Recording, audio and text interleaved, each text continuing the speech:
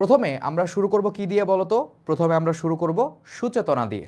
ওকে, কবিতা দিয়ে হচ্ছে আমরা শুরু করব। চলো শুরু করি। বিসমিল্লাহ। সুচেতনায় প্রবেশ করার পূর্বে আমাদের কিছু কথা বলতে হবে এটা নিয়ে। কথাটা কি? জীবনানন্দ দাশ তার কবিতাগুলা কেন ইন্টারেস্টিং জানো? সে হচ্ছে সুন্দর কথাগুলা, সহজ সুন্দর কথাগুলাকে সে খুব সুন্দর মতো হচ্ছে প্রেজেন্ট করতে পারে। তার বলার ধরনটা হচ্ছে আলাদা। সে অনেক আলাদা করে অনেক ডিফারেন্ট ওয়েতে নিজের ছন্দে হচ্ছে জিনিসপত্রগুলো ব্যাখ্যা করতে পারে। তো ফার্স্টে আনন্দ দাশের কবিতা ফার্স্টে পড়লে মনে হয় কিছুই বুঝি নাই। কয়েকবার রিডিং পড়ার পরে জিনিসটা হচ্ছে আমাদের কাছে একদম কিন্তু ক্লিয়ার হয়ে যায়। ওকে, তো আজকে আমরা সেই সেম জিনিসটা হচ্ছে চিন্তা করব কিভাবে হচ্ছে আমরা কবিতাটা ভালো মতো বুঝতে পারি। ওকে, তো চলো আমরা হচ্ছে শুরু করি। সুচেতনা কবিতার ভিতরে কি আছে? এই কবিতাটা আমাদেরকে কবি মানে বলেছেন, কবি বোঝাতে চেয়েছেন যে সুচেতনা মানে শুভ চেতনা। এটা হচ্ছে একটা শুভ চেতনার নাম। শুভ চেতনা মানে কি? শুভ বলতে পজিটিভ, যে জিনিসটা হচ্ছে ইতিবাচক, বুঝছো? আর চেতনা বলতে হচ্ছে আমাদের মানসিক অবস্থা, চিন্তা। আমরা কোন জিনিসটা কীরকমভাবে ভাবি সেটাকে আমরা চেতনা বলতে পারি। কোন জিনিসটাকে কিভাবে ভাবি সেটাকে আমরা চেতনা বলতে পারি। এই যে দেখো না, আমাদেরকে বলা হয়তো মুক্তিযুদ্ধের চেতনা, জুলাইয়ের চেতনা। হ্যাঁ, মানে একটা জিনিস হচ্ছে আমরা মনের ভিতর ধারণ করি, সেই ব্যাপারটাকে হচ্ছে আমরা কি বলতে পারবো? সেই ব্যাপারটাকে আমরা বলতে পারবো হচ্ছে চেতনা। ওকে, তো এখন সুচেতনা বা শুভ চেতনা এমন একটা জিনিস যেটা হচ্ছে মানুষের ভিতরে কিন্তু অত ভালো মতো খুঁজে পাওয়া যায় না। সব মানুষের মধ্যে এই জিনিসটা থাকে না। এটা হচ্ছে সমস্যা। আমাদের কবি আমাদেরকে এটাই বোঝাতে চেষ্টা করেছেন যে সুচেতনা আসলে খুব দূরবর্তী একটা জিনিস, অনেক দূরের একটা জিনিস। শুভ চেতনা, শুভ চিন্তা, ভালো চিন্তা, এই জিনিসপত্রগুলো মানুষের মধ্যে খুঁজে পাওয়া যায় না। কিন্তু পৃথিবীর মানুষের ভিতরেই এই সুচেতনা বোধটা হচ্ছে আছে। কোথায় আছে? মনের অনেক গভীরে আছে। হ্যাঁ, সেটা আমাদের খুঁজে বের করতে হয়। সময়ের সাথে সাথে যে জিনিসটা হচ্ছে চেষ্টার মাধ্যমে বাইরে বের করা যায়, কিন্তু নর্মালি মানুষের মাথায় এই জিনিসটা আসে না। এটা খুবই দূরের একটা চিন্তা। তিনি পৃথিবীর কিছু বাস্তবতা তুলে ধরছেন যে পৃথিবী আসলে কেমন, পৃথিবীতে কোন জিনিসগুলো কিভাবে কাজ করে, এবং শেষ পর্যন্ত তিনি আশা রেখেছেন যে পৃথিবীর মধ্যে সুখ, শান্তি, কল্যাণ, প্রেম ইত্যাদি জাগ্রত হতে পারবে সুচেতনার মাধ্যমে। তো চলো আমরা শুরু করি। আমরা এই জায়গাতে কবিতা প্লাস এখানে আমাদের যে শব্দার্থ টিকা আছে, কবিতার লাইন, শব্দার্থ টিকা, এরকম সিরিয়ালে আমি তোমাদেরকে যেভাবে বুঝাই সেভাবেই বুঝাবো। এবং লাস্টে হচ্ছে কবিতার মূল ভাবটা আমরা আলোচনা করব। লাস্টে হচ্ছে আমরা কবিতার মূল ভাবটা হচ্ছে আলোচনা করব। এই মূল ভাব কিন্তু বইয়ের সাথে মিলবে না, এটা হচ্ছে আমার ক্রিয়েশন। ওকে, এই মূল ভাব কিন্তু বইয়ের সাথে মিলবে না, এটা আমার ক্রিয়েশন। দেখো, চলো শুরু করি আমরা। সুচেতনা, তুমি এক দূরতর দ্বীপ, বিকেলের নক্ষত্রের কাছে, সেইখানে দারুচিনি বনানীর ফাঁকে নির্জনতা আছে। ওকে, আমার একটু পানি খেয়ে নেওয়া দরকার। আমার মুখ শুকায় আছে, তাই হচ্ছে উচ্চারণ করতে গিয়ে সমস্যা হয়।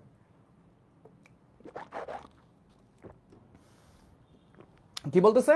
সুচেতনা, তুমি এক দূরতর দ্বীপ, বিকেলের নক্ষত্রের কাছে, সেইখানে দারুচিনি বনানীর ফাঁকে নির্জনতা আছে। ওকে, তো এখানে আসলে কি বলা হয়েছে তোমাদেরকে আবারও আমি বলি যে কোনো কবি হচ্ছে তার কবিতার ব্যাখ্যা আমাদেরকে এসে বলে যায় না যে দেখো আমার কবিতার ব্যাখ্যা হচ্ছে এইটা। কবিতার ব্যাখ্যাগুলো হচ্ছে শব্দের সাথে, মানে শব্দের অর্থগুলা বের করে তারপর হচ্ছে লাইনের সাথে সামঞ্জস্য রেখে হচ্ছে আমরা অর্থটাকে চিন্তা করি। প্রতিটা বাংলা শিক্ষকই হচ্ছে এরকমভাবে চিন্তা করে।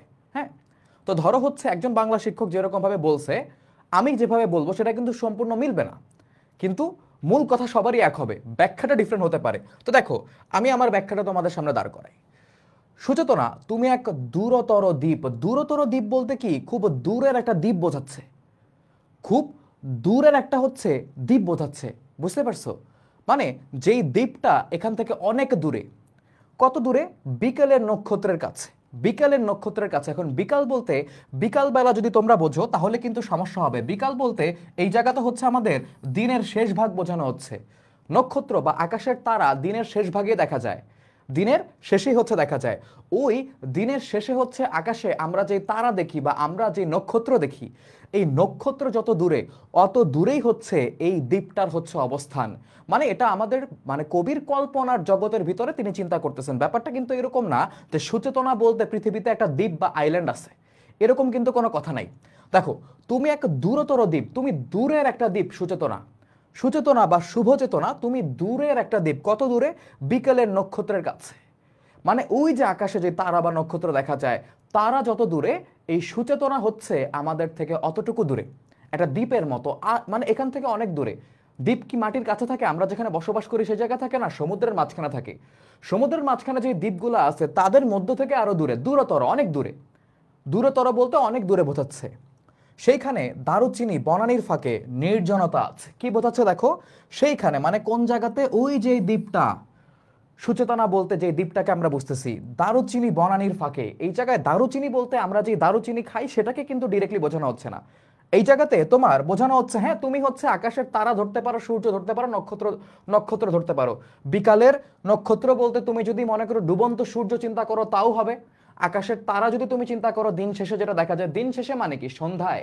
ঠিক আছে, মানে বিকাল এই জায়গায় বলতেছে, বিকাল বলতে এখানে দিনের শেষ ভাগ বোঝায়। আকাশের দিকে তাকালে কিন্তু তখন থেকেই মনে করো যে আস্তে আস্তে আমরা আলো যখন নামতে থাকে তখন তারা দেখা শুরু করি আমরা, সন্ধ্যার সময় থেকে বিকালের শেষে আর কি। তো তুমি এটা সূর্য চিন্তা করতে পারো, কোনো সমস্যা না। তুমি কি চিন্তা করতেছো সেটা এখানে ফ্যাক্ট না। ফ্যাক্ট হচ্ছে তোমার দূরত্বটা আমাদের বুঝতে হবে, যে নক্ষত্রের কাছে, নক্ষত্র এখান থেকে যতটুকু দূরে অতটুকু দূরে হচ্ছে এই সুচেতনা আমাদের থেকে অবস্থান করে। সেইখানে দারুচিনি বনানীর ফাঁকে নির্জনতা আছে। এখন দারুচিনি বলতে দারুচিনি গাছ বোঝানো হচ্ছে, এক ধরনের গাছ। বনানী বলতে, বনানী শব্দের আলাদা অর্থ যদি আমরা চিন্তা করি, বনানী মানে হচ্ছে বড় বন বা ঘন বন। যেই বনটা হচ্ছে অনেক ঘন হয়, মানে যেই বনে গাছপালা হচ্ছে অনেক বেশি। তো ওই বনের গাছপালাগুলোর ফাঁকে কি থাকে? থাকে হচ্ছে আমাদের সুচেতনা। মানে ওই যে দূরতর একটা দ্বীপ, একটা দ্বীপের কথা যে বলতেছি, ওই দ্বীপটার মধ্যে কি আছে? ওই দ্বীপটার মধ্যে হচ্ছে তোমার দারুচিনির বন আছে। দারুচিনির বনের মধ্যে কি আছে? দারুচিনি বনের মধ্যে দারুচিনি গাছ আছে। গাছগুলা কি খুব বেশি ঘন, এবং সেই অনেক ঘন জঙ্গলের ভিতরে আসলে নির্জনতা কাজ করে, মানে অনেক শুনশান হয় জায়গাটা। ওইখানে তো মানুষজন নাই, পশু পাখির কোলাহল অত বেশি থাকে না। শুধুমাত্র গাছের পাতা নড়ার শব্দ বা বাতাসের শব্দ, এই শব্দগুলো বা মেঘ ডাকার শব্দ, এই জিনিসপত্রগুলো আমরা শুনতে পারি। নির্জনতা, নির্জনতা মানে কি? ওই জায়গায় জনমানব শূন্য, চুপচাপ একটা জায়গা। বলতেছে দারুচিনি বনানীর ফাঁকে তোমার নির্জনতা আছে। মানে সুচেতনাকে ওই দূরের একটা দ্বীপ কল্পনা করা হচ্ছে। ঠিক আছে, যে এই দ্বীপটাতে কি আছে দেখো তো, এই দারুচিনির বন আছে। এবং দারুচিনির বনে দারুচিনি গাছগুলার ফাঁকে ফাঁকে যে নির্জনতা, মানে গাছের মাঝে মাঝে যে নির্জনতা, চুপচাপ শান্ত অবস্থাটা বিরাজমান, সেই অবস্থাটা ওই তোমার দ্বীপটার ভিতরে, যেই দ্বীপটার ভিতরে যেই হচ্ছে বনটা আছে সেই বনের মধ্যে বিরাজমান। কথাটা সহজভাবে বলি, কথাটা হচ্ছে তোমার সুচেতনা তুমি এক দূরতর দ্বীপ, তুমি অনেক দূরে একটা দ্বীপ। কতটুকু দূরে? যে আকাশের নক্ষত্র যত দূরে অত দূরে, মানে কি মানুষ থেকে, এই পৃথিবী থেকে অনেক দূরে সুচেতনা অবস্থান করে। এবং সেই দ্বীপটার মধ্যে কি আছে? সেই দ্বীপটাকে তুমি চিন্তা করো, সেই দ্বীপটার মধ্যে একটা বন আছে। বনটা কিসের? দারুচিনির বন। এই মানুষ থেকে এত দূরে, এবং দারুচিনির যে বনটা, এই বনটা হচ্ছে ঘন একটা বন। ঠিক আছে, যেহেতু এটাকে বনানী বলা হয়েছে, ঘন একটা বন, ওই বনের ভিতরে নির্জনতা কাজ করে। এটা হচ্ছে আক্ষরিক অর্থ। চলো এটা গভীরে হচ্ছে আমরা জানি, মানে গভীরে আমরা যাওয়ার চেষ্টা করি। গভীরের অর্থটা কি? গভীরের অর্থটা হচ্ছে এই যে বনটা, আসলে যেরকম বনের ভিতরে যে একটা শান্ত ভাব, শান্তি, নির্জনতা কাজ করে, সুচেতনা এরকম একটা জিনিস। মানে সুচেতনা এরকমই নির্জন, মানে কি কোলাহল শূন্য বা হচ্ছে লোক কোলাহল ছাড়া একটা জিনিস, শান্তিপূর্ণ একটা জিনিস। নির্জনতা যেরকম আমাদের কাছে শান্তিপূর্ণ মনে হয়, সেরকম সুচেতনা এরকম একটা শান্তির জিনিস, এরকম নির্জন একটা জিনিস। ঠিক আছে, এবং এইটা কি আমাদের থেকে অনেক দূরে, মানে বলা হচ্ছে নক্ষত্রের কাছে একটা দূরতর দ্বীপ, জনমানব শূন্য একটা দ্বীপ নক্ষত্রের কাছে, এটার অবস্থান বোঝাচ্ছে। এটার গভীর অর্থটা কি? গভীর অর্থ হচ্ছে এই সুচেতনা আমাদের মানুষের মন থেকে অনেক দূরে অবস্থান করে। মানুষের মনে সুচেতনার অনেক অভাব, মানে এই পৃথিবীর মানুষের ভিতরে সুচেতনাটা হারিয়ে যাচ্ছে, বা নাই বললেই চলে। এটা মানুষের মন থেকে অনেক দূরে অবস্থান করে। মানে এই যে পৃথিবী, এই যে পৃথিবীর সকল কার্যক্রম, এই যে পৃথিবীতে এত সমস্যা, এত ধরনের ঝঞ্ঝাট ঝামেলা, এই সব থেকে সুচেতনা অনেক দূরে অবস্থান করে। পৃথিবী যেরকম অশান্তিপূর্ণ, পৃথিবীতে অনেক ধরনের ঝামেলা, পৃথিবীতে হচ্ছে তোমার যুদ্ধ হয়, এখানে কেওস হয়, মারামারি হয়, রক্তারক্তি হয়, রক্তপাত হয়, এই জিনিসপত্রগুলা থেকে আমাদের সুচেতনা অনেক বেশি আলাদা। কেন বলা হয়েছে দেখো, দারুচিনি বনানীর ফাঁকে নির্জনতা আছে। এই নির্জনতা, এই শান্তি হচ্ছে পৃথিবীর মধ্যে নাই। পৃথিবীতে সব জায়গাতে অশান্তি, কিন্তু সুচেতনার মধ্যে এই নির্জনতা বা শান্তির ভাবটা আছে। এতটুকু পর্যন্ত ক্লিয়ার হয়েছে নাকি না? এতটুকু পর্যন্ত ক্লিয়ার হয়েছে? বিকাল মানে এখানে দিনের শেষ ভাগ বোঝানো হচ্ছে। কথাটাকে অত কমপ্লিকেটেড ওয়েতে চিন্তা না করে এমনি চিন্তা করো, দিনের শেষ ভাগে, দিন শেষ হওয়ার পর আমরা কি দেখতে পাই? দিন শেষ হওয়ার পরে হচ্ছে আমরা নক্ষত্র দেখতে পাই, আকাশে তারা দেখতে পাই, প্লাস হচ্ছে তোমার ডুবন্ত সূর্য। ঠিক আছে, সূর্য যে অস্ত যায় সেটা হচ্ছে আমরা দেখতে পাই। এখন এই জায়গাতে কবি তারা বুঝাইছে নাকি এই জায়গাতে আমাদেরকে সূর্য বুঝাইছে, এটা কিন্তু কবি বলে নাই। তিনি জাস্ট বলছেন যে বিকালের নক্ষত্রের কাছে, আমাদের বুঝতে হবে নক্ষত্র বোঝাচ্ছে যেটা পৃথিবী থেকে অনেক দূরে। সুচেতনা যেরকম পৃথিবী এবং পৃথিবীর মানুষের মন থেকে অনেক দূরে অবস্থান করে, সেটাই এখানে বোঝাচ্ছে যে সুচেতনা একটা দূরতর দ্বীপ এবং বিকালের নক্ষত্রের কাছাকাছি হচ্ছে এটার অবস্থান। মানে কি অবস্থান বোঝাচ্ছে না, বোঝাচ্ছে যে বিকালের নক্ষত্র যতটুকু দূরে অবস্থান করে পৃথিবী থেকে, সুচেতনা মানুষের মন থেকে অত বেশি দূরে চলে গিয়েছে। সুচেতনা মানুষের মনের ভিতরে নাই। বুঝতে পারছো? ক্লিয়ার হইছো? ওকে, তারপর দেখো এরপরে এই 2 লাইনে হচ্ছে আরেকটু সিরিয়াস কথা বলছে। এই পৃথিবীর রণরক্ত সফলতা সত্য, তবু শেষ সত্য নয়। মানে এই পৃথিবীর রণরক্ত সফলতা সত্য, এখানে 3টা কথা বলছে। রণ মানে কি? রণ মানে হচ্ছে যুদ্ধ। রক্ত মানে কি? রক্ত মানে ব্লাড। সফলতা মানে কি? সাকসেস বোঝাচ্ছে এই জায়গাতে। সত্য মানে কি? এই পৃথিবীর একটা সত্য কথা কি জানো? এই পৃথিবীর একটা সত্য কথা হচ্ছে এই পৃথিবীতে অনেক সভ্যতা আসছে গেছে। যুগে যুগে আমরা দেখছি বিভিন্ন সভ্যতার মাঝে, বিভিন্ন ধর্মের মাঝে যুদ্ধ হয়েছে কিনা? অবশ্যই যুদ্ধ হয়েছে। এবং তারা কি করেছে? তারা যুদ্ধে মানুষ একে অপরকে হত্যা করেছে, রক্তপাত করেছে, রক্তারক্তি হয়েছে, এবং তার মাধ্যমে হচ্ছে পৃথিবীর মানুষ সফলতা অর্জন করেছে। যুদ্ধের মাধ্যমে, অন্য পক্ষকে হারানোর মাধ্যমে, অন্য পক্ষকে কাবু করার মাধ্যমে, দখল করার মাধ্যমে পৃথিবীর মানুষ সফল হয়েছে। এখন পর্যন্ত আমরা দেখি এখনো পৃথিবীতে যুদ্ধ লেগে আছে। গাজায় যুদ্ধ চলছে, সুদানে মানুষকে মেরে ফেলা হচ্ছে, রাশিয়া ইউক্রেনের মাঝখানে যুদ্ধ চলছে। এরকম পৃথিবীতে সবসময় কিছু না কিছু চলতে থাকে। বলছে যে এই পৃথিবীর রণরক্ত সফলতা সত্য, মানে এই পৃথিবী যে যুদ্ধ করার মাধ্যমে মানুষকে হত্যা করে, কথাটা বুঝো, এই পৃথিবীতে যে যুদ্ধ করার মাধ্যমে, মানুষকে হত্যা করার মাধ্যমে, রক্তপাত ঘটানোর মাধ্যমে যে সফলতা অর্জন করা হয়, এটাই পৃথিবীর সবচাইতে বড় সত্য। মানে পৃথিবীর সবচাইতে বড় সত্য কি? টিকে থাকার জন্য একে অপরকে ঘায়েল করতে হবে, এভাবেই টিকে থাকতে হবে। বড় বড় দেশগুলা, শক্তিশালী দেশগুলা, বড় বড় জাতিগুলা এভাবেই হচ্ছে তোমার কি হয়েছে, এভাবেই তোমার সাকসেসফুল হয়েছে, সার্থকতা অর্জন করছে, সফলতা অর্জন করছে। বলছে যে এই পৃথিবীর রণরক্ত সফলতা সত্য, তবু শেষ সত্য নয়। কিন্তু না, এটা পৃথিবীর শেষ সত্য না। পৃথিবীর শেষ সত্য কি? সত্য মানে কি? রিয়েলিটি, সত্য যেটা হওয়া উচিত, তাই না? তো পৃথিবীর শেষ সত্য কি? পৃথিবীর শেষ সত্য হচ্ছে পৃথিবীতে সুচেতনার মাধ্যমে শান্তি, সৌহার্দ্য, প্রীতি, ভালোবাসা স্থাপন করা বা তৈরি করা সম্ভব, বা তৈরি করা যায়, তাই না? তো এখন এই যে তবু শেষ সত্য নয় মানে কি? এটা পৃথিবীতে দাঙ্গা, হাঙ্গামা, সংঘাত, যুদ্ধ, রক্তপাত, এটাই সফলতা। এটা সত্য কথা না, শেষ সত্য কথা না। এটা হয় পৃথিবীতে, যেমন হয় না তা না, এটা হয়, কিন্তু এটাই পৃথিবীর সর্বশেষ সত্য না। আরো বড় সত্য কি? সুচেতনার মাধ্যমে, শুভ চেতনা, ভালো চিন্তা ভাবনা, ভালো পরিকল্পনা, মানুষের কল্যাণ করার ইচ্ছা, এগুলোর মাধ্যমে কি করা যায়? পৃথিবীকে সুন্দর করা যায়, মানুষের উপকার করা যায়, মানুষের ভালো করা যায়। এটা হচ্ছে পৃথিবীর তোমার শেষ সত্য, যেটা কবি এই জায়গাতে বোঝাতে চেয়েছেন। ওকে, তো আমরা যদি একটু রিকল করি, কি বলতেছে এই জায়গায়?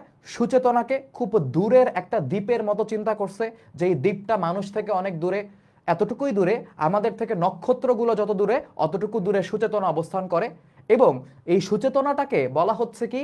এটা একটা দ্বীপের মতো, যেখানে একটা বন আছে, যে বনের মধ্যে কি কাজ করে? শান্তি, নির্জনতা কাজ করে। সুচেতনা এতই শান্তিপূর্ণ, এতই নির্জন, যেটা পৃথিবীর হচ্ছে সব ধরনের ঝামেলা ঝঞ্ঝাট থেকে অনেক আলাদা। এবং এটা যেহেতু দূরে বোঝাচ্ছে, দূরে দিয়ে কি বোঝাচ্ছে? মানুষ এবং পৃথিবী থেকে সুচেতনা অনেক দূরে, মানুষের ভিতরে এখন সুচেতনা ওরকম ভাবে কাজ করে না। আর বলছে যে যুদ্ধের মাধ্যমে, সংঘাতের মাধ্যমে রক্তারক্তি করে সফলতা অর্জন করা, এটা পৃথিবীর মধ্যে খুব বড় একটা সত্যি। এটাই মানুষ করে, দেশগুলো এগুলাই করে।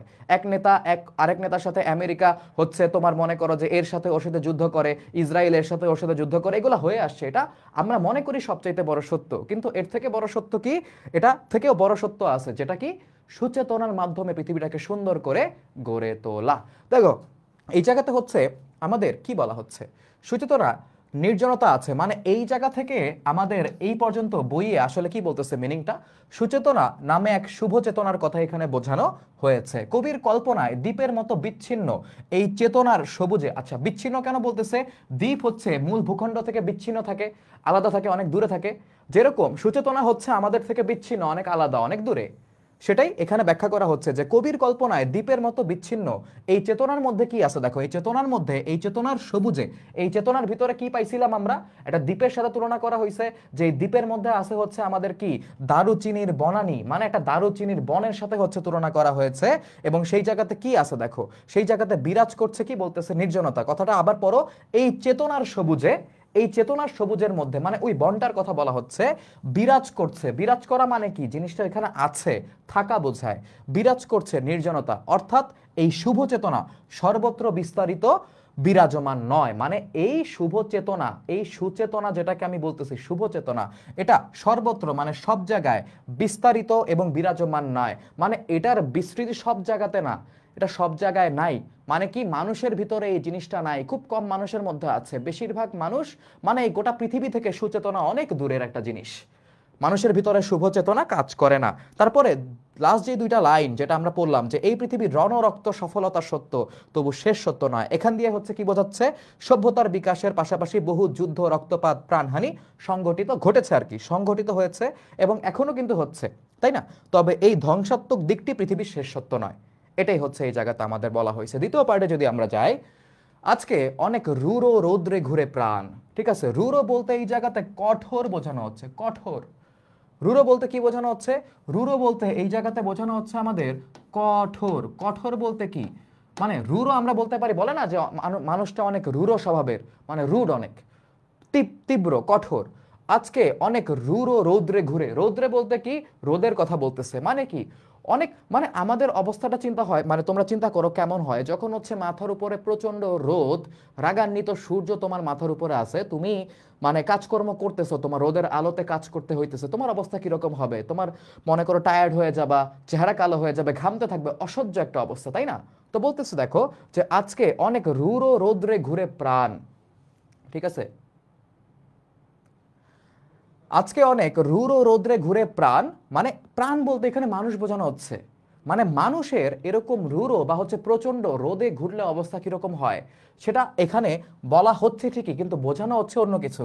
আজকে অনেক রূঢ় রৌদ্রে ঘুরে প্রাণ বলতে বোঝানো হচ্ছে যে পৃথিবীর মনে করো যে প্রতিকূলতা, মানে আমরা যে পৃথিবীতে বেঁচে থাকি, আমাদের বেঁচে থাকাটা কিন্তু এত সহজ না। আমাদের প্রতিনিয়ত পৃথিবীর বিভিন্ন জিনিসের সাথে হচ্ছে যুদ্ধ করতে হয়।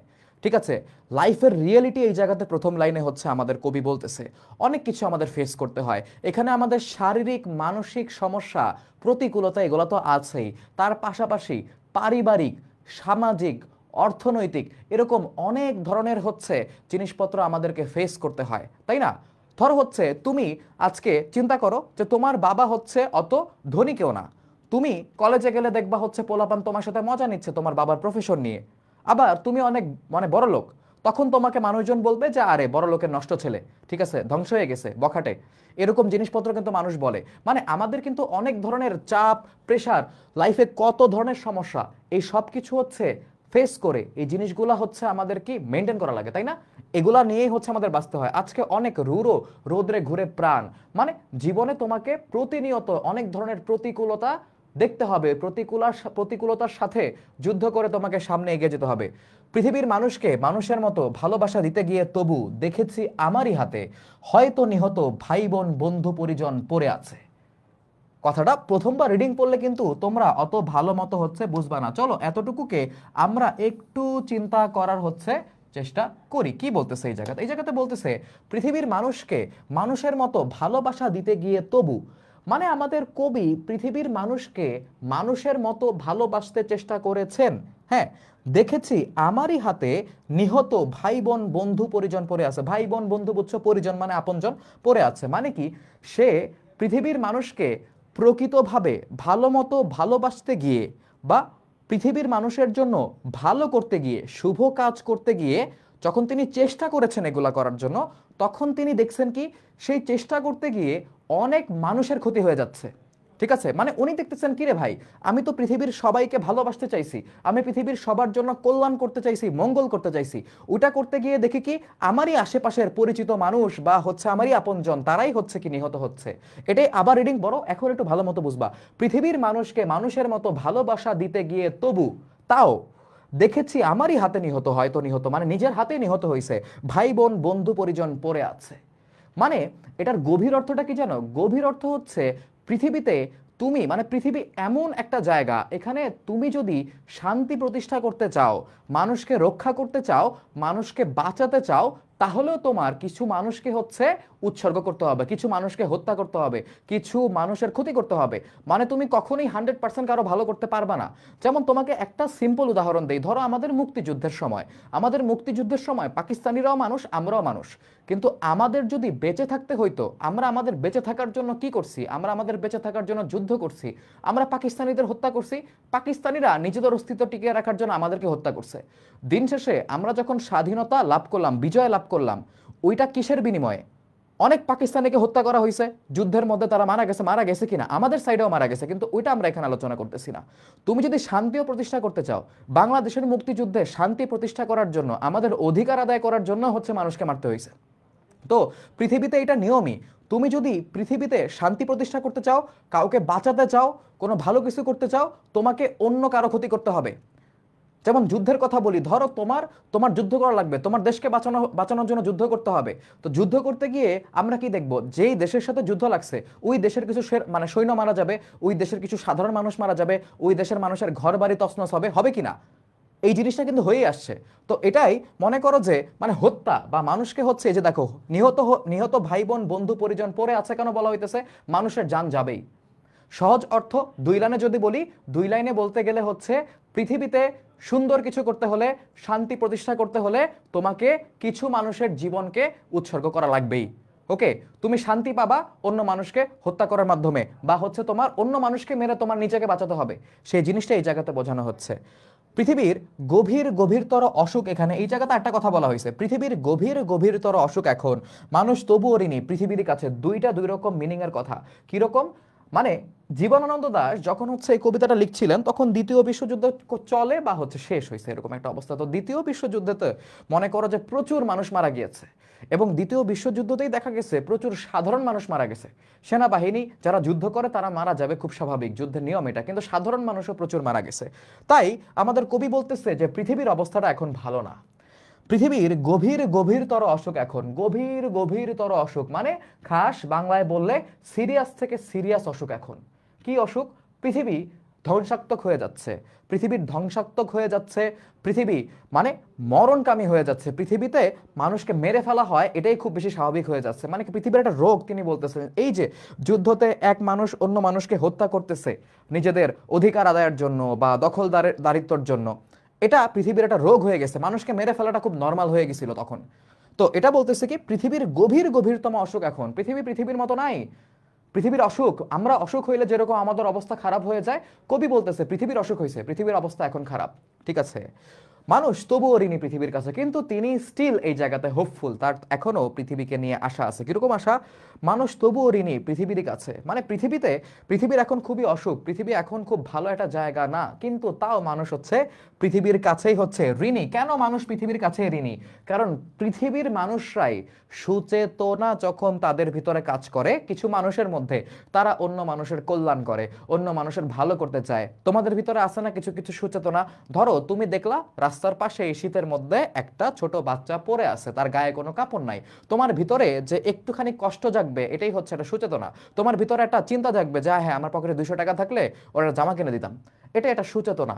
তো তবুও পৃথিবীর কাছেই হচ্ছে ঋণী। কারণ কি? পৃথিবীতে এই সুচেতনা পৃথিবীতেই আসে, সুচেতনা পৃথিবী থেকে অনেক দূরে, কিন্তু সুচেতনা কাদের মধ্যে কাজ করে? সুচেতনা এই পৃথিবীর মানুষের মধ্যেই কাজ করে, এবং এই পৃথিবীতেই সুচেতনার ফলে তোমার সুন্দর সুন্দর কাজ হয়ে থাকে, মানুষ মানুষের উপকার করে থাকে। বুঝতে পারছো? মানুষ উপকৃত হয় এই পৃথিবীর অন্য মানুষের সুচেতনার জন্যই। তাই বলতেছে যে তবুও ঋণী পৃথিবীর কাছেই। ওকে, তো এখানে দেখো একটা লাইনের ব্যাখ্যা আছে, আজকে অনেক পরিজন পড়ে আছে, মানে এখান থেকে এই পর্যন্ত লাইনটার ব্যাখ্যা দেওয়া। প্রেম সত্য কল্যাণ প্রতিষ্ঠা করতে গিয়েও পৃথিবীতে অগণিত প্রাণহানি রক্তপাতের ঘটনা ঘটে কিনা, যেটা বললাম তোমাদের। অর্থাৎ অনেক রক্তাক্ত পথ পাড়ি দিয়েই পৌঁছাতে হয় ভালোবাসার পরিণামে। মানে দিন শেষে তুমি ভালো কিছু করতে চাইলে, সুখ শান্তি অর্জন করতে চাইলে তোমাকে কিছু কঠোর কাজ করতেই হবে। মানে যুদ্ধ লাগছে, যুদ্ধ করে অপোজিশন বা হচ্ছে শত্রুকে মারবা, শত্রুকে হত্যা করবা, তাইলেই তুমি নিজে বাঁচবা, তোমার দেশ বাঁচবে। এটাই বলতেছে যে লাস্ট লাইনটা ইম্পর্টেন্ট, অর্থাৎ অনেক রক্তাক্ত পথ পাড়ি দিয়েই পৌঁছাতে হয় ভালোবাসার পরিণামে, যেটা তোমাদেরকে ব্যাখ্যা করে দিলাম। ওকে, তারপর সুচেতনা এই জায়গায় এসে হচ্ছে আরো কিছু আশার কথা তিনি বলছেন। সুচেতনা এই পথে আলো জেলে, এই পথেই পৃথিবীর ক্রম মুক্তি হবে, সে অনেক শতাব্দীর মনীষীর কাজ। কথাটা বুঝছো? সুচেতনা এই পথে আলো জেলে, এ পথেই পৃথিবীর ক্রমমুক্তি হবে। ঠিক আছে, আগে আমরা বুঝি এখানে ক্রমমুক্তি বলতে কি বোঝানো হচ্ছে। ক্রমমুক্তি মানে কি? ক্রমে ক্রমে যেই মুক্তিটা আসে, মানে কি যেই মুক্তি, ধরো হচ্ছে একজন আসামি যে জেলে হচ্ছে বন্দী ছিল, তাকে হচ্ছে জেল থেকে মুক্তি দেওয়া হয়েছে, তো সে তো মনে করো একদিনে এক নিমিষে মুক্তি পেয়ে গেল। বাট ক্রমমুক্তি মানে কি? ক্রমমুক্তি মানে হচ্ছে অনেক দিন ধরে। ক্রমমুক্তি মানে কি?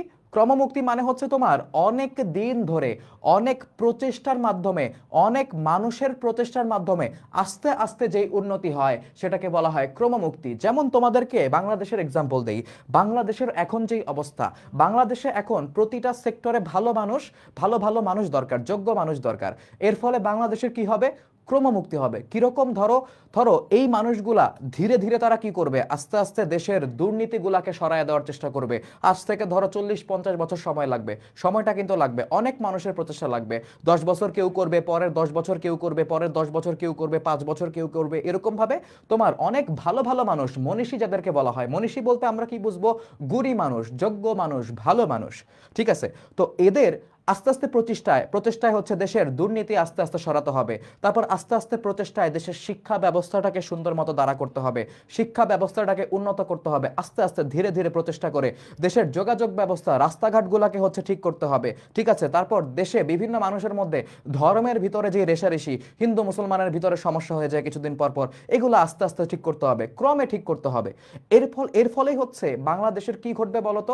এর ফলেই বাংলাদেশের ক্রমমুক্তি ঘটবে। ঠিক আছে, তাহলে ক্রমমুক্তি মানে কি? ক্রমমুক্তি মানে হচ্ছে কি ধীরে ধীরে প্রক্রিয়ার মাধ্যমে সময়ের সাথে অনেক মানুষের প্রচেষ্টার ফলে যেই উন্নতি বা মুক্তি সাধন হয়, এগুলা উন্নতি করলেই তো বাংলাদেশের মুক্তি হবে একদিন, তাই না? বাংলাদেশ প্রকৃতপক্ষে একটা মুক্ত জায়গা হবে, একটা সুন্দর জায়গা হবে। ওকে, তো দেখো এই জন্য বলছে সুচেতনা এই পথে আলো জেলে, মানে কি সুচেতনার পথে আলো জেলে, মানে কি সুচেতনার পথ অনুসরণ করে, মানে তোমাদের ভিতরে সুচেতনা রেখে এই পথেই, মানে কি সুচেতনাকে ধরেই, সুচেতনা বুকের ভিতরে ধারণ করে পৃথিবীর কর্মমুক্তি হবে। মানে পৃথিবীর আস্তে আস্তে হচ্ছে ক্রমান্বয়ে পৃথিবীর মুক্তিটা হচ্ছে হবে। ওকে, তো সে অনেক শতাব্দীর মনীষীর কাজ, মানে এটা কিন্তু একদিনের কাজ না, এগুলো হচ্ছে অনেক শতাব্দীর, অনেক শতাব্দী মানে কি 100 বছর, অনেক শত শত বছর ধরে অনেক মনীষী, অনেক ভালো মানুষ কাজ করে হচ্ছে এই পৃথিবীটাকে মুক্ত করতে পারবে। এরপর দেখো, এই বাতাস কি পরম সূর্য করজ্জ্বল। ঠিক আছে, প্রায় ততদূর ভালো মানব সমাজ আমাদের মতো ক্লান্তিহীন নাবিকের হাতে গড়ে দেব আজ নয় ঢের দূর অন্তিম প্রভাতে। কথাটা বুঝছো? কথাটা এই জায়গাতে কি বলতেছে দেখো, বলতেছে হচ্ছে এই বাতাস কি পরম সূর্য করজ্জ্বল। ঠিক আছে, পরম মানে হচ্ছে তোমার, মানে অনেক বেশি বোঝাচ্ছে আর কি। ওকে, পরম বলতে এছাড়াও তোমার মনে করো যে ভারী বা হচ্ছে শ্রেষ্ঠ, এরকম মিনিং রাখে, মানে অনেক প্রকৃষ্টভাবে ভালো মতো। তো এ বাতাস কি পরম সূর্য করজ্জ্বল। সূর্য মানে সূর্য, ঠিক আছে, কর মানে তোমার আলো বা কিরণ, আলো বা কিরণ। সূর্যকর মানে কি? সূর্যকর মানে হচ্ছে তোমার সূর্যের আলো, সূর্যের আলো। সূর্যকর মানে কি? সূর্যের আলো। সূর্যকরের সাথে উজ্জ্বল যুক্ত করলে হয় সূর্যকরোজ্জ্বল, মানে সূর্যের আলোতে উজ্জ্বল। বুঝতে পারছো? সূর্য কর, কর মানে আলো বা কিরণ, সূর্যকর সূর্যের আলো, সূর্যকরোজ্জ্বল সূর্যের আলোতে উজ্জ্বল।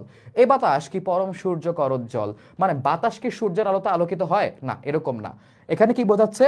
পরের লাইনে হচ্ছে তোমরা বুঝবা, প্রায় ততদূর ভালো মানব সমাজ, মানে প্রায় তত দূর ভালো মানব সমাজ, মানে এখানে বোঝানো হচ্ছে কবি এই পৃথিবীতে যত জায়গা আছে, যেই জায়গাতে বাতাস পৌঁছায়, যেই জায়গাতে আলো পৌঁছায়, মানে কি পৃথিবীর সব জায়গাকেই বোঝানো হচ্ছে, গুহা টুহা না, গুহার মধ্যে তো মানুষ নাই।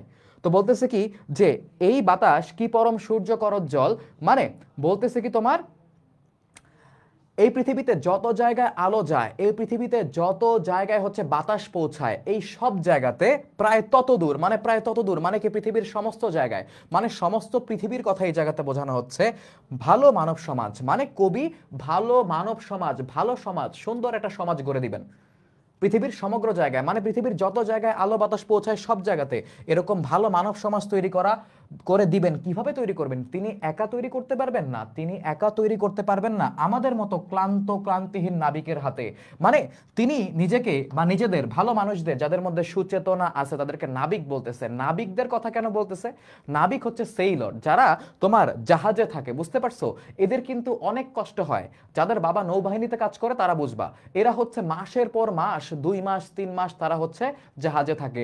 জাহাজে সমুদ্রের উত্তাল ঢেউ, ঝড় টর এগুলার মধ্যে তারা হচ্ছে তোমার বেঁচে থাকে বা তাদেরকে সার্ভাইভ করতে হয়। দেখা যায় কি এরকম অবস্থা হয় নাবিকদের মাঝে মধ্যে যে শরীরের অবস্থা এত খারাপ হয়, সমুদ্রে তো মনে করো উত্তাল, বমি চলে আসে, দেখা যেত কি তারা বমি করে দুর্বল হয়ে বমির মধ্যে ঘুমিয়ে গেছে। এরকমও কিন্তু হয়। এগুলো কিন্তু বানানো কথা না, এগুলো আমার শোনা কথা, জানা কথা, এগুলো আমি জানছি যে আসলে এরকম এক্সপিরিয়েন্স যার আছে তার কাছ থেকে জানছি ব্যাপারটা। দেখো বলতেছে যে আমাদের মতো ক্লান্তিহীন নাবিকদের হাতে, নাবিকরা কি? নাবিকরা হচ্ছে শত কষ্ট শত সমস্যা মাথায় নিয়েও তাদের দায়িত্ব পালন করে, তাই না? তো আমাদের মতো ক্লান্তিহীন নাবিকদের হাতে মানে কি?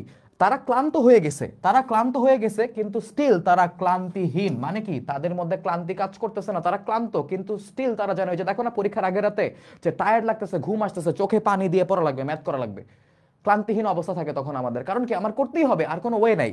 এই জন্য বলতেছে আমাদের মতো যাদের মধ্যে সুচেতনা আছে, কবি এবং কবির মতো আরো অন্যান্য মানুষ যাদের মধ্যে সুচেতনা আছে, এরকম মানুষ যারা ক্লান্ত কিন্তু ক্লান্তিহীন ভাবে কাজ করতেছে, নাবিকদের মতো হচ্ছে কঠোরভাবে কাজ করতেছে, কাজ করতে পারবে, তাদের হাতে গড়ে দেব। মানে কি? এরাই হচ্ছে গড়ে দেবেন আজ নয় ঢের দূর অন্তিম প্রভাতে। মানে কি? এই ভালো একটা মানব সমাজ সমগ্র পৃথিবী জুড়ে তারা গড়ে দিবেন, ঠিক আছে? আজ নয় মানে আজকে এটা হবে না, একদিনে এটা হয়ে যাবে না, ঢের দূর অন্তিম প্রভাতে। ঢের মানে হচ্ছে অনেক, ঢের মানে কি? অনেক, দূর অন্তিম প্রভাবে মানে আজ থেকে অনেক সময় পর এই জিনিসটা হবে, পৃথিবী সুন্দর হবে, একটা ভালো মানব সমাজ, পৃথিবীর প্রতিটা জায়গায় ভালো ভালো মানব সমাজ থাকবে, সুন্দর সমাজ থাকবে যেখানে মানুষের কল্যাণ হবে, ভালো হবে। তো ঢের দূর অন্তিম প্রভাতে, অন্তিম প্রভাত মানে হচ্ছে শেষ সকাল। শেষ সকাল মানে কি? সকালের একদম শেষ ভাগ, সকালে একদম শেষ ভাগ বোঝায় আক্ষরিক অর্থ। এখানে ডিপ মিনিংটা কি? গভীর অর্থটা এই জায়গাতে, গভীর অর্থ হচ্ছে কোনো কিছুর শেষ সময়। মানে কবি এই জায়গায় বলতেছেন আজকে না হোক, পৃথিবীর শেষ সময়ে গিয়ে হইলেও এটা হবে, পৃথিবীর শেষ সময়ে গিয়ে হইলেও এটা হবে, মানে এটা হবেই, আজকে হবে না, একদিনের প্রচেষ্টা এটা হবে না। তার মানে জিনিসটাকে একটু সামারাইজ করি, বলতেছে কি যে তারা তারা বলতেছে হচ্ছে এই পৃথিবীতে যত জায়গায় আলো বাতাস পৌঁছায় প্রতিটা জায়গায় হচ্ছে কি ভালো মানব সমাজ তারা গড়ে দিবেন। কিভাবে? নাবিকদের মতো। নাবিকরা যেরকম হচ্ছে ক্লান্ত কিন্তু ক্লান্তিহীন ভাবে কাজ করে, এরকম নাবিকদের মতো করে তারা গড়ে দিবেন, তাদের হাতেই হচ্ছে তারা গড়ে দিবেন। আজকে এটা গড়া পসিবল না, কিন্তু আজ থেকে অনেক দূরে সবকিছুর শেষ লগ্নে পৌঁছালেও হচ্ছে পৃথিবী এরকম সুন্দর হবে একদিন। এই প্রত্যাশা হচ্ছে রাখতেছে কে? এই প্রত্যাশা রাখতেছে হচ্ছে আমাদের জীবনানন্দ দাশ। লাস্টের পার্টটা চলো আমরা দেখি। বলতেছে মাটি পৃথিবীর টানে মানব জন্মের ঘরে কখন এসেছি, না এলেই ভালো হতো অনুভব করে। মানে তিনি বলতেছেন কি, সে যে পৃথিবীতে জন্ম লাভ করছেন মানুষ হয়ে, এই জিনিসটা তার কাছে অনাকাঙ্ক্ষিত লাগতেছে, যে এটা আমি মনে হয় পৃথিবীতে জন্ম না নিলেই ভালো করতাম।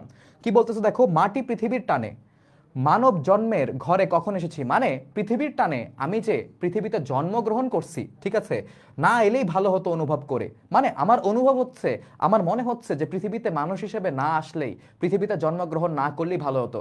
কারণ পৃথিবীতে অনেক সমস্যা, প্রতিটা মানুষের জীবনের সমস্যা, জাতির মধ্যে সমস্যা, দেশের মধ্যে সমস্যা, দেশের মধ্যে মানে দুইটা দেশের মধ্যে সমস্যা, অনেকগুলো দেশের মধ্যে সমস্যা, অর্থনৈতিক সমস্যা, সামাজিক সমস্যা, শারীরিক সমস্যা, রাজনৈতিক সমস্যা, মানবিক সমস্যা, অনেক ধরনের সমস্যা। বলছে পৃথিবীতে সমস্যায় পূর্ণ। পৃথিবীতে আইসা আমার কবির মনে হচ্ছে যে এখানে জন্ম না গ্রহণ করলে ভালো হতো, কিন্তু পরের লাইনেই তিনি আবার পজিটিভ একটা কথা বলছেন যে এসে যে গভীরতর লাভ হলো সেসব বুঝেছি শিশির শরীর ছুঁয়ে সমুজ্জ্বল ভরে। বলতেছে এসে যে গভীরতর লাভ হলো, যে আমার কাছে মনে হয়েছিল যে পৃথিবীতে এসে আসলে পৃথিবীতে আসাটা অনাকাঙ্ক্ষিত, এখানে না আসলেই ভালো হতো, কিন্তু এসে গভীরতর লাভ হলো। মানে কি? অনেক বড় একটা লাভ হয়েছে। কি লাভ? সেসব বুঝেছি, মানে তার পৃথিবীতে আইসা অনেক বড় একটা লাভ হয়েছে। কি লাভ হয়েছে বলতো?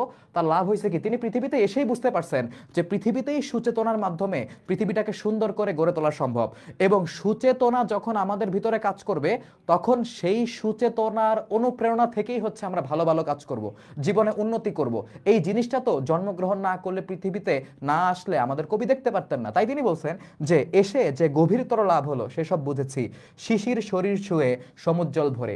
মানে তিনি এই জিনিসটা কখন বুঝতে পেরেছেন? শিশির শরীর ছুঁয়ে সমুজ্জ্বল ভরে। মানে কবি চিন্তা করতেছেন তিনি এক শীতের সকালে, মানে শীতের ভোরে তিনি বাইরে দাঁড়ানো, তার শরীরে হচ্ছে শিশিরের ফোঁটা এসে লাগতেছে এবং তার কাছে মনে হচ্ছে কি যখন তিনি সূর্যের দিকে তাকালেন ওই শিশির লাগা অবস্থায় শিশির লাগতেছে তার গায়ে, ঠিক আছে, মানে কুয়াশায় ভিজে যাচ্ছে তার গা, সুন্দর একটা অনুভূতি। যখন তিনি সূর্যের দিকে তাকালেন তখন তার কাছে মনে হলো যে আজকে থেকে একটা নতুন দিনের সমাপ্তি, মানে একটা নতুন দিনের শুরু হচ্ছে, বা তার কাছে মনে হচ্ছে পৃথিবীটা সুন্দর করে সুন্দরভাবে নতুনভাবে তৈরি হয়েছে, আজকে নতুনভাবে পৃথিবীর পথযাত্রা শুরু হবে, পথ চলা শুরু হবে। তাই বলতেছে শিশির শরীর ছুঁয়ে সমুজ্জ্বল ভরে, ভরে কি হয় সবকিছু উজ্জ্বল হয়ে যায় না, আলোকিত হয়ে যায় না, তাই বলা হচ্ছে সমুজ্জ্বল ভরে, মানে তার শরীরে শিশির এসে লাগতেছে, তিনি ভোরবেলায় সূর্যের দিকে তাকায় আছেন, তার কাছে মনে হচ্ছে এক নতুন পৃথিবী নতুন করে শুরু হলো। তাই তিনি বলতেছেন কি যে পৃথিবীতে এসে যে লাভ হয়েছে, তিনি এরকম একটা অনুভূতির মধ্য দিয়ে এরকম একটা ভোরে এই শীতের শিশির অনুভব করতে করতে তিনি সেটা বুঝতে পেরেছেন যে না, পৃথিবীতে এসে আমার লাভ হয়েছে, পৃথিবীতে এসে আমার লস হয়নি। দেখেছি যা হলো হবে, মানুষের যা হবার নয়। বলতেছে যে পৃথিবীতে এসে তিনি আরো কি দেখেছেন, দেখেছি যা হলো হবে, মানুষের যা হবার নয়, মানে সহজভাবে তোমাদের বোঝাই, তিনি বলতেছেন যে পৃথিবীতে এসে আমি বুঝতে পারছি যে মানুষের সাথে যেই জিনিসপত্রগুলো হওয়ার কথা ছিল সেগুলো হচ্ছে না, খারাপ কিছু হচ্ছে। মানুষের কিরকম হওয়া উচিত ছিল, মানুষের শান্তিপূর্ণ হওয়া উচিত ছিল, একে অপরকে শ্রদ্ধা করা দরকার ছিল, পৃথিবীতে শান্তি থাকবে, মানুষ মানুষের সাথে হচ্ছে ভ্রাতৃত্বপূর্ণ সম্পর্ক রাখবে, ভাইয়ের মতো সবাই সবাইকে ট্রিট করবে, কে আমেরিকান কে পাকিস্তানি এগুলো দেখার সময় নাই। কিন্তু সে পৃথিবীতে এসে দেখছেন কি মানুষের সাথে যা হবার না তাই হইতেছে, মানুষ একে অপরকে অ্যাটম বোম মারতেছে, উড়ায় দিচ্ছে, যুদ্ধ করতেছে, হত্যা করতেছে, নির্বিচারে হত্যা করতেছে, মানুষ মানুষকে মানুষের মতোই মনে করে না, এই জিনিসপত্রগুলা মানুষের সাথে হচ্ছে। শাশ্বত রাত্রির বুকে সকলই অনন্ত সূর্যোদয়। তাও আবার তিনি আবার আশার কথা বলেছেন, বলছেন কি শাশ্বত রাত্রির বুকে সকলই অনন্ত সূর্যোদয়। শাশ্বত রাত্রি বলতে আমরা কি বুঝবো, শাশ্বত মানে হচ্ছে অবিনশ্বর, মানে কি যেটা কখনো শেষ হবে না, যেটা কোনো ক্ষয় নাই। শাশ্বত রাত্রি বলতে এমন একটা রাতকে বোঝায় যেই রাত কখনো শেষ হবে না। রাতে কি থাকে বলতো, রাতে থাকে আধার বা হচ্ছে অন্ধকার, মানে শাশ্বত রাত্রি বলতে এমন একটা অবস্থাকে বোঝানো হচ্ছে যেই জায়গাটা হচ্ছে তোমার পুরোপুরি অন্ধকার এবং এই অন্ধকার কখনো কাটবে না, এই অন্ধকার কখনো শেষ হবে না। পৃথিবীর বর্তমান অবস্থাটা তিনি বলতেছেন, পৃথিবীর অবস্থাটা বর্তমানে এই রকম যে একদম আধারে পরিপূর্ণ, পৃথিবী এমন একটা আধারের মধ্যে আছে যে আধার হচ্ছে শাশ্বত, যে আধার কখনো তোমার হচ্ছে ফুরাবে না, যে আধার কখনো চলে যাবে না। কিন্তু তিনি তাও বলতেছেন যে শাশ্বত রাত্রির বুকে সকলই অনন্ত সূর্যোদয়, মানে কি অনন্ত সূর্যোদয় কি যার কোনো অন্ত নাই, অন্ত মানে কি মানে যার কোনো শেষ নাই, অনন্ত মানে কি যার কোনো শেষ নাই, একটা শেষ নাই এরকম সূর্যোদয়ের মতো, মানে বোঝাচ্ছে কি সূর্যোদয় হওয়ার পরে কি হয়, পৃথিবী আলোকিত হয়। অনন্ত সূর্যোদয় মানে কি এমন একটা আলোকিত অবস্থা যেই জায়গাতে তোমার কোনো শেষ নাই, ওই আলোকিত অবস্থাটার কোনো শেষ নাই, মানে আলো। এই জায়গাতে অন্ধকার বলতে আমরা নেগেটিভ কিছু বুঝি, আলো বলতে আমরা পজিটিভ কিছু বুঝি। তো এই জায়গাতে আমরা কি বুঝলাম যে শাশ্বত রাত্রির বুকে সকলই অনন্ত সূর্যোদয় বলতে বোঝানো হচ্ছে যে পৃথিবীর অবস্থা এখন হচ্ছে গভীর অন্ধকারে পৃথিবী ডুবে আছে, কিন্তু এর মাঝখানেই হচ্ছে আলো আছে, এর ভিতরেই আলো আছে। আমরা যদি খুঁজি, আমরা যদি মনের ভিতরে খুঁজি তাহলে এই আলো আমরা খুঁজে পাবো। মানে সহজভাবে যদি বোঝাই, পৃথিবী এখন বিভিন্ন ধরনের অপরাধ এবং অনৈতিক কাজে ডুবে আছে, পৃথিবীতে শুধু হত্যা, সংঘাত, মারামারি, কিন্তু এটার ভিতরেই মানুষের হৃদয়ের ভিতরে যদি আমরা খুঁজি তাহলেই আমরা হচ্ছে অনন্ত সূর্যোদয়ের মতো সুচেতনা খুঁজে পাবো। দেখো কি বোঝাইছে এই জায়গাতে, মাটি পৃথিবীর টানে সেসব বুঝেছি। এই যে ফার্স্টের যে পার্টটা, এই পার্টটাতে আমরা কি পাইলাম যে মাটি পৃথিবীর টানে, এই জায়গাতে আমরা কি পাইলাম যে ব্যক্তিক ও সামষ্টিক সংকট প্রত্যক্ষ করে, কি বলতেছে ব্যক্তিক ও সামষ্টিক সংকট প্রত্যক্ষ করে, মানে বিভিন্ন ধরনের সংকট, ব্যক্তি মানুষের লাইফে সংকট আছে, ঠিক আছে, সামষ্টিক মানে কি সবার মধ্যে, সামষ্টিক সংকট মানে কি ধরো বাংলাদেশের সাথে কোন একটা সমস্যা হইলো, মানে বাংলাদেশের ধরো কয়দিন আগে যে এয়ারপোর্টের টার্মিনাল যে পুরাই দিছে, এটা কি শুধুমাত্র একজনের সমস্যা না, পুরো দেশের সমস্যা, সামষ্টিক সমস্যা বলছে। এই ধরনের সংকট সমস্যা প্রত্যক্ষ করে, মানে এগুলা দেখে পৃথিবীতে মানব রূপে জন্ম না নেওয়াকে, মানে পৃথিবীতে সে মানব রূপে জন্ম নিতেই চায় না, এই নেওয়াটাকে আপাতভাবে কাঙ্ক্ষিত মনে হলো, মানে তার কাছে মনে হয়েছে এটাই কাঙ্ক্ষিত, পৃথিবীতে জন্ম না নেওয়াই ভালো ছিল মানুষ হিসেবে। এই পৃথিবী ও শুভ চেতনা থেকে প্রাপ্তি, শেখাবধি বলতে কিছু না, এটা হচ্ছে শেষাবধি, এখানে বানানটা হচ্ছে ভুল, বইয়ত ভুল দেওয়া আছে। শেষাবধি মানে কি শেষ পর্যন্ত আমাদের গভীরভাবে প্রাণিত, প্রাণিত মানে অনুপ্রাণিত, মানে কি মোটিভেশন দেওয়া এবং ঋণী করে। মানে সহজভাবে যদি বলি, মানে মানুষের ব্যক্তিগত সমস্যা, সামষ্টিক যে হচ্ছে সমস্যা, মানে পুরা দেশের সমস্যা হইতে পারে, জাতির সমস্যা। এই জিনিসপত্রগুলো দেখে পৃথিবীতে মানব রূপে জন্ম না নেওয়াকে আমাদের কবির কাছে মনে হয়েছিল যেটা রাইট, পৃথিবীতে মানুষ হিসেবে জন্ম না নিলেই হচ্ছে ভালো হতো, ঠিক আছে। তো এই পৃথিবী ও শুভ চেতনা থেকে প্রাপ্তি শেষাবধি আমাদের গভীরভাবে প্রাণিত ঋণী করে। মানে স্টিল আমরা পৃথিবীতে এসে যা শিখি, যা পাই, এটাই হচ্ছে দিন শেষে আমাদেরকে গভীরভাবে অনুপ্রাণিত করে। পৃথিবী থেকে শিখেই তো আমরা জীবনের অনুপ্রেরণা খুঁজে পাই, তাই না? এবং ঋণী করে, পৃথিবীর কাছে আমরা ঋণী। পৃথিবীতে আমরা থাকি, বাঁচি, পৃথিবীর কাছ থেকে আমরা শিখি অনেক কিছু, পৃথিবীতে থেকে বেঁচে আমরা অনেক কিছু শিখি। আর লাস্টের দুই লাইন যেটা, এই যে দেখো লাস্টের লাইনটা, শাশ্বত রাত্রির বুকে সকলই অনন্ত সূর্যোদয়, পৃথিবী ব্যাপ্ত অন্ধকার এবং অশুভের অন্তরালেই। মানে পৃথিবীতে যে পৃথিবী ব্যাপ্ত মানে কি, পুরা পৃথিবী জুড়ে যে অন্ধকার বা অশুভ যে হচ্ছে শক্তি পুরা পৃথিবী জুড়ে আছে, এটার অন্তরালেই মানে এটার ভিতরেই আছে সূর্যোদয়, এটার ভিতরেই আলো আছে, এটার ভিতরেই পজিটিভিটি আছে, মুক্তির দিশা, মুক্তির পথ আছে ওই জায়গাতে। সুচেতনার বিকাশেই এই আলোক সজ্জল মানে আলোক সজ্জল পৃথিবীর দেখা মিলবে। মানে সুচেতনা যদি মানুষের মধ্যে বাড়ে, তাহলে এই আলোকিত পৃথিবীকে আমরা খুঁজে পাবো, পৃথিবী আলোকিত হবে। এটাই কবির বিশ্বাস, মানে এটাই হচ্ছে আমাদের পৃথিবীর, মানে এই হচ্ছে আমাদের কবির বিশ্বাস। মানে সকল ঝামেলা, সকল অন্ধকারের ভিতরে আলো আছে, যেটা আমরা চাইলেই খুঁজে বের করতে পারবো। সুচেতনার মাধ্যমে পৃথিবী আলোকিত করা সম্ভব। মূল ভাবটা দেখো, এই মূল ভাবটা তোমরা চাইলে হচ্ছে নিজেরা নিজেদের মতো করে গুছিয়ে সাজিয়ে তোমাদের পরীক্ষার খাতায় কিন্তু লিখতে পারো, সমস্যা হবে না। সুচেতনা, যার অর্থ হচ্ছে শুভ চেতনা, এটি দ্বীপের মতো বিচ্ছিন্ন একটি চেতনা যা সর্বত্র বিরাজমান নয়, সব জায়গাতে নাই, মানুষের ভিতরে নাই, খুঁজে পাওয়া যায় না।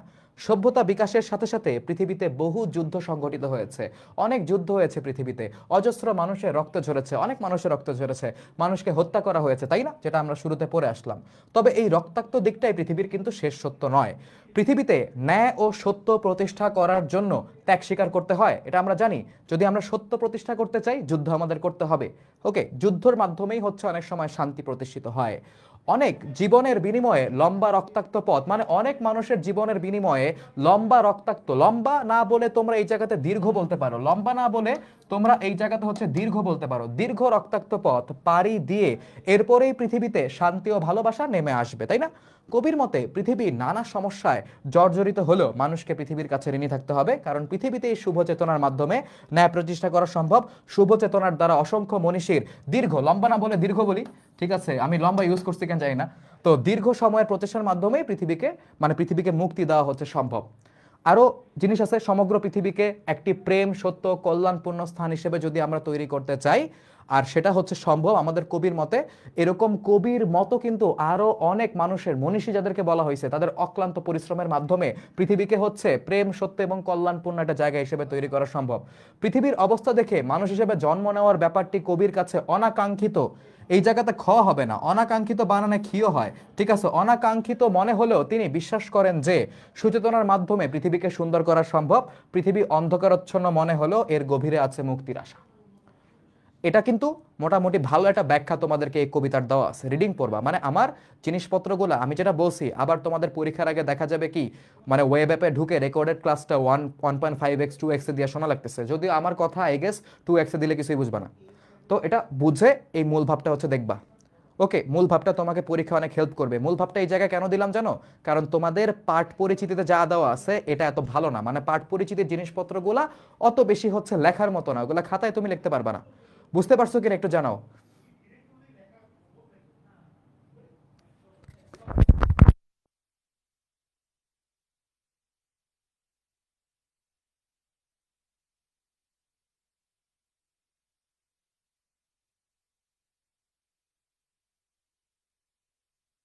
মাসি বেশি শুরু করে অ্যাক্টিং করবো, সমস্যা নেই, আগে এটা ক্লিয়ার করো। দেখো এই জায়গাতে কবি পরিচিতি দেওয়া আছে, হ্যাঁ, অ্যাট দ্য সেম টাইম পাঠ পরিচিতিতে যতটুকু ইনফরমেশন তোমাদের দরকার এটা দেওয়া আছে। বাকিটা কেন রাখা হয় নাই? বাকিটা রাখা হয় নাই কারণ ওটা অত বেশি ভালো লাগে না, আমার কাছে মনে হয়েছে এটা পরীক্ষার খাতায় লেখা যাবে না।